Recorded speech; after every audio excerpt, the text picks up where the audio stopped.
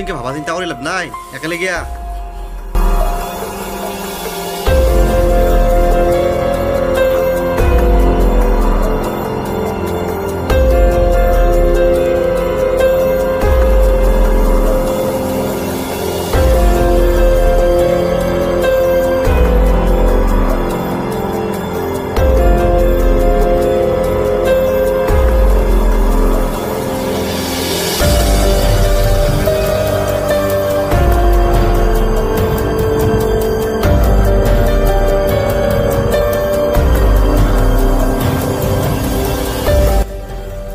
তবত না গিয়া কি ঘন্টা কৰি আছা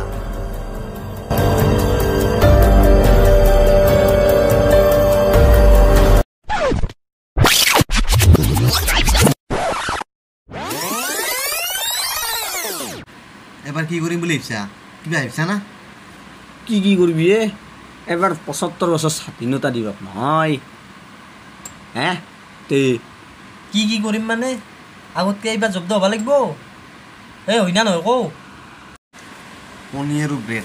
ব্ৰেকফাষ্টত কণী আৰু ব্ৰেড থাকিব লাগিব ফাইনেল দিনজোৰা কাৰ্যসূচীটো ৭৫ সংখ্যক যিহেতু এইবাৰ স্বাধীনতা দিৱস তইতো কলি ইতে দিনজোৰা কাৰ্যসূচী ৰাখবা লাগিব হয় না এতিয়া দিনজোৰা যে কাৰ্যসূচী ৰাখবা লাগে আমি গোটেইখিনি বস্তু এতিয়া আলোচনা কৰি পেলাই হিচাপটো আমি বনাব লাগিব হা হিচাপটো বনাব লাগিলে তো বহি আৰু কলম আনিছা না আনিছা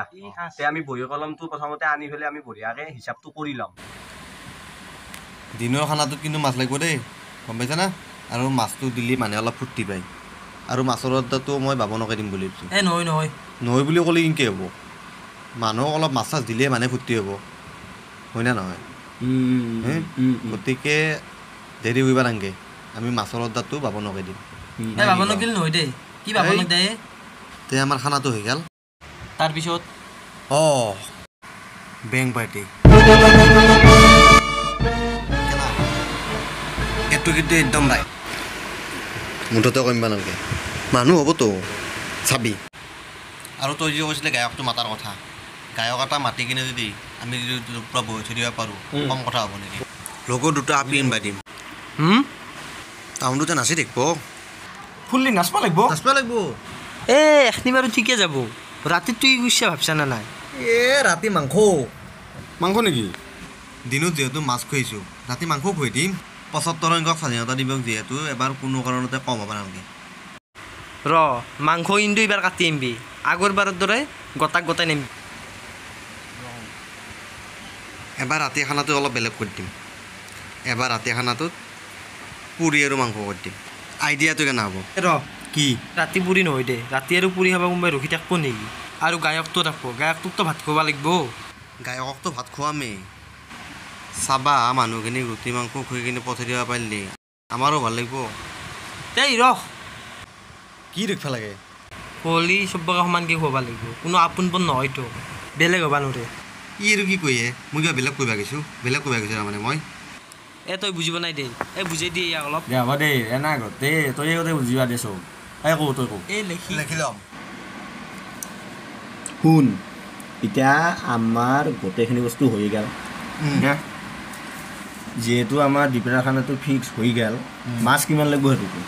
মাছ না 5 কেজি মান লৈ যাব হয় না নহয় নহয় দে 5 কেজি মাছেদি ইমান মানুহ এটা পাইছে নেকি ৰলি ৰাতি দিম মানুহ এটা কম নহয় মোটামুটি 8 কেজিমান মাছ লাগিব সকলোকে আকু পিছ পৰাকৈ হ'ব লাগিবতো ভাঙি কিনে আৰু আজি যুগত মই মাছ খাই নেকি 8 কেজি লাগবই ন লাগিব তেতিয়াহ'লে তাৰমানে ৭৫ সংখ্যক স্বাধীনতা দিৱস ন যিহেতু গোটেইখিনি আমাৰ প্ৰগ্ৰেম ধুনীয়াকৈ যদি চলি যায় আমি যদি খানাটো যদি ফাল্টু কৰি দিওঁ তেতিয়াহ'লে কেনে হ'ব বেয়া ৰখা হ'ব খানা কোনো কাৰণতে ডাউন হ'ব নোৱাৰে লাগা হ'লে লিখি ল'ম লিখি ল'বি নেকি লিখি ল'ম দে